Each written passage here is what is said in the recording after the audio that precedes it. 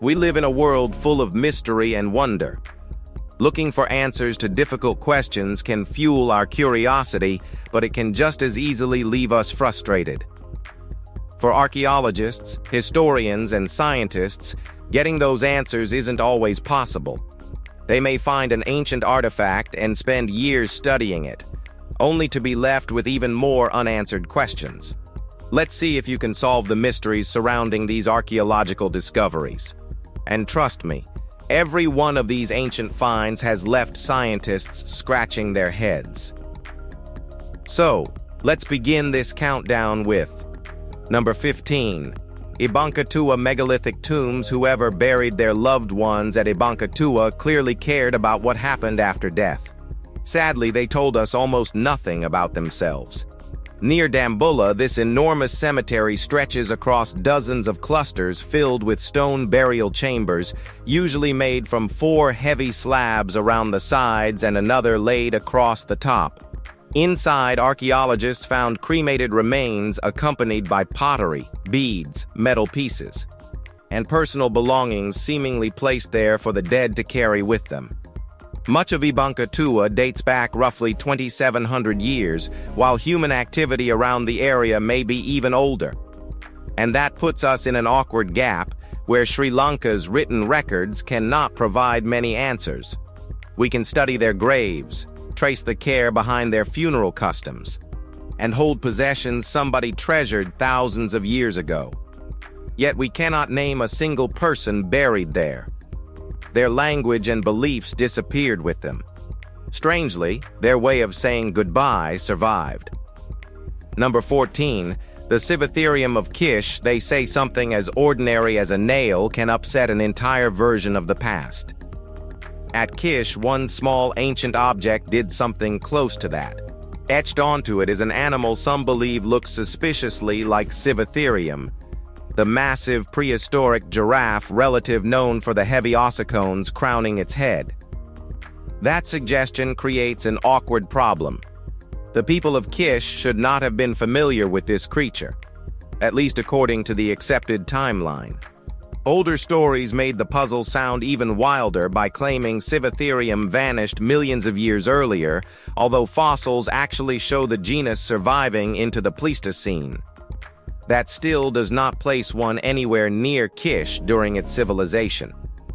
Supporters point to other old images across Africa and Asia with similar features. While archaeologists see a simpler possibility, ancient artwork was often highly stylized. Unfortunately, whoever carved this animal forgot the one thing we desperately need: a name. So, Civatherium or something far less mysterious? Number 13. The copper lentil of Tel al-Ubaid. More than 4,400 years ago, worshippers approaching a Sumerian temple may have looked up and seen something extraordinary hanging above them. We only met it in 1919 when British archaeologist Henry Hall uncovered its broken remains beneath the foundations of a mud brick temple at Tel al-Ubaid, in present-day Iraq. Once conservators pieced the fragments together, an imposing scene returned: the lion-headed eagle Imdugud spreading its wings between 2 deer. One animal had suffered heavy damage, yet enough survived to reveal the remarkable skill behind the entire panel. What makes this copper lentil particularly rare is that it survived at all. Ancient metal was valuable, and countless works were eventually melted down and reused. Somehow, this enormous piece escaped that fate. It was probably mounted above the entrance to a temple dedicated to Ninhursag. But what did its strange scene mean to those entering below? Number 12. The abandoned Corinth coin hoard. Someone in ancient Corinth was careful with money. They collected 119 bronze coins over what appears to have been a considerable stretch of time, secured them inside a container with an iron lock, and apparently expected to see them again. They never did. Archaeologists later recovered the stash beneath the remains of a collapsed building, surrounded by iron slag, animal bones, raw metal, and other clues suggesting the place had once operated as a workshop. A collapse might seem to explain everything, until one detail gets in the way: there was no body beneath the rubble. So, if the owner escaped, why leave the savings behind? The coins came from different rulers, meaning this was hardly loose change gathered over a few weeks. The collection may even have passed through more than one generation. War, illness, or a tragedy could have prevented anyone from returning. But as we say, who knows the truth? Number 11. The Antiochus Cylinder Well. Kings have always been good at telling us how great they were. Antiochus I took that habit one step further and left his version pressed permanently into clay. Dating to around 250 EC, the Antiochus cylinder carries a formal Akkadian inscription dedicated to Nabu, the Babylonian god of wisdom. Antiochus claims he personally molded bricks for rebuilding the sacred temples of Esagila and Azida, then asks the gods for victory, prosperity, and a name that will endure forever. But did a powerful Seleucid king really stand there making bricks with his own hands? Historians have good reason to doubt it. That is what makes the cylinder more intriguing than a simple royal record. Antiochus was a Greek-speaking Hellenistic ruler addressing Babylonian tradition in its own ancient language, presenting himself exactly as a legitimate local king should. So, was this genuine devotion, careful politics, or beautifully crafted propaganda? Number 10. The Great Wall of Gorgon. Building a wall nearly 200 kilometers long is difficult enough. Doing it with millions upon millions of bricks, more than 30 forts, and an entire canal system makes the Great Wall of Gorgon almost ridiculous in scale. Known as the Red Snake, this enormous barrier crossed northern Iran around the 5th or 6th century when the Sasanian Empire was protecting its northern frontier. Water channels supplied the brickworks, forts watched over the route, and some estimates suggest tens of thousands of soldiers may once have guarded it. For something this massive, however, the written record is strangely quiet. We still cannot confidently name the ruler who ordered the project, say how many years of construction were consumed, or explain why such a costly defense was eventually deserted. Legends later filled those empty spaces. Some connected barriers in the region with Alexander the Great, others compared them with Dul Qarnayn's barrier against Gog and Magog. What do you think about it? Drop your theory below. Number 9. Prehistoric grinding tool of Israel. A battered stone from Israel's Taban cave should not have caused much trouble. Then researchers looked closely at the marks covering its surface. Announced in 2020, the tool dates back roughly 350,000 years, making it older than the earliest known Homo sapiens. Microscopic wear showed something surprisingly specific. Whoever handled it repeatedly moved material sideways across the stone, apparently grinding or crushing rather than simply striking it. That sounds ordinary until we remember when this happened. Earlier stone tools were commonly associated with pounding and smashing, while this one suggests a more controlled technique being used far deeper in prehistory than expected. Homo erectus or Homo heidelbergensis may have been responsible, although we cannot know precisely whose hands worked across that surface. Nor can researchers say with certainty what was being ground. Food is one possibility, but the stone refuses to give us that final answer. Whoever used it understood a technique we once thought came later and left almost nothing else explaining how they learned it. Number 8. The Azores. Before the Portuguese, the Atlantic has never been generous with its secrets, and the Azores have given us another one to argue over. Portuguese sailors reached these remote islands during the 1400s and apparently found nobody permanently living there. That version worked perfectly well until lake sediments from Pico and Corvo began telling a different story. Researchers found traces of livestock, fires, and changes linked to human activity dating to around 700 to 850, see roughly 7 centuries before Portuguese settlement. Flix Rodriguez and others have pushed the possibility further, pointing toward unusual stone structures and archaeological material that they believe suggest a much earlier presence. Those claims, however, remain fiercely disputed, so talk of a forgotten 4,000-year-old civilization goes far beyond what the evidence can support. But the stronger findings are puzzling enough on their own. Somebody seems to have reached the Azores surprisingly early. Who made that journey? What brought them so far into the Atlantic? And why did they leave no lasting population behind? Number 7. Borgenstave Church. Borgenstave Church has always looked slightly out of place in its own religion.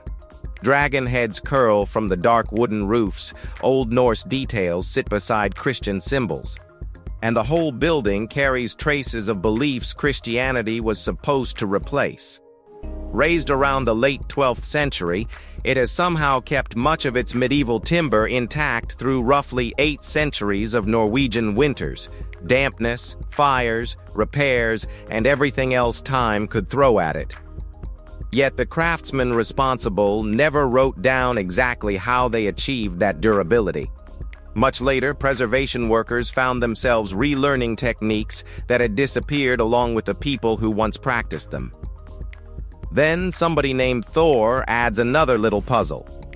A runic inscription near the western portal mentions him alongside St. Olaf's Mass, apparently scratched there centuries ago.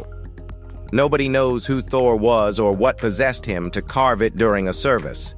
Maybe he was bored. Maybe there was more behind it. Who knows? Number 6. Cap d'Oie, Patagonia was once distant enough for sailors to bring home the craziest tale imaginable and still find an audience. Few stories pushed that privilege further than Cap d'Oie. The legend begins in 1673 when Spanish sailors supposedly captured a 12-foot man with 2 heads. Their enormous prisoner allegedly escaped, killed several captors, and was finally brought down by a weapon driven through his chest. After that, the story practically disappears. Centuries later, however, a mummified 2-headed giant began appearing in sideshows and eventually reached the United States under the name Cap d'Oie. That is when the claims became even messier. Stories insist X-rays showed the body was genuine, while another version says Johns Hopkins students performed an MRI and found nothing obviously fake. But dependable records for either examination are frustratingly absent, and Johns Hopkins' published mummy history offers no support for the story. Cap d'Oie certainly gives us a scary-looking body, but not the truth. Number 5. The Red Lady of Paviland. For nearly 2 centuries, we have called him the Red Lady of Paviland. There is only one problem. He was neither a lady nor remotely as recent as people first believed. William Buckland examined the red ochre-covered skeleton from a Welsh cave in 1823 and concluded that it belonged to a woman from Roman times. Later research overturned both assumptions. The remains belonged to a young man who died more than 30,000 years ago, pushing his burial deep into the Ice Age. Ochre had been spread across his body, while objects found nearby suggest that whoever buried him did so with care and ceremony. Even the landscape around him would be almost unrecognizable today. Ice Age animals roamed the region, and the coastline sat much farther away.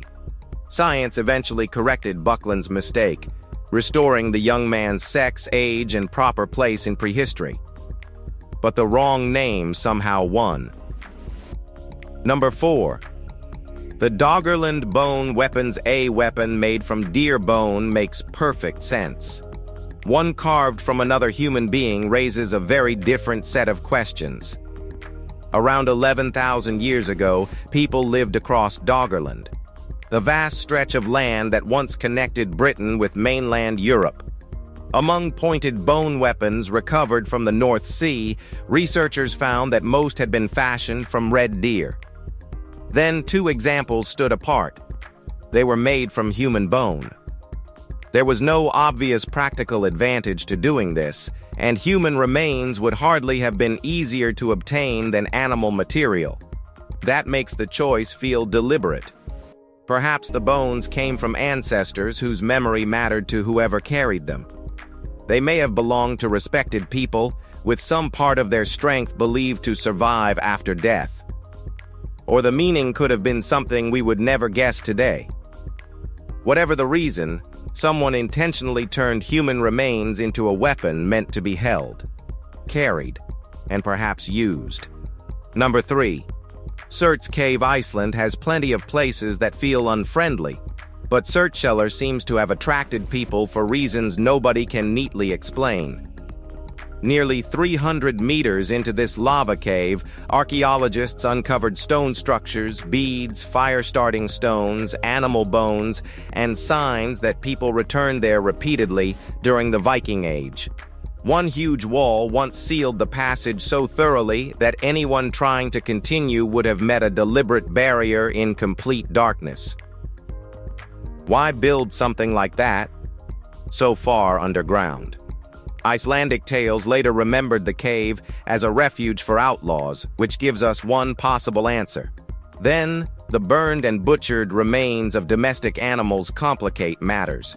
Researchers have suggested ritual activity connected with Surtur, the terrifying fire giant of Norse belief whose name still clings to the cave. Perhaps fugitives sheltered there. Perhaps ceremonies took place beyond that stone wall. Number 2. The San Diego giant mummy. Had the body survived, this story might have been settled more than a century ago. Instead, we are left with an old photograph and a very strange chain of events.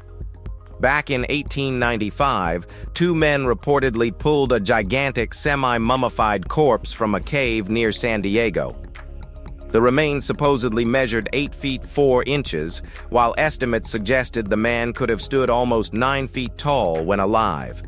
Newspapers quickly spread the story, and reports later connected the specimen with an examination involving the Smithsonian. Then came the part that keeps the mystery alive. The mummy was declared fraudulent and reportedly destroyed rather than kept for further study. Naturally, that raised another question. Why get rid of the very thing that could prove it was fake?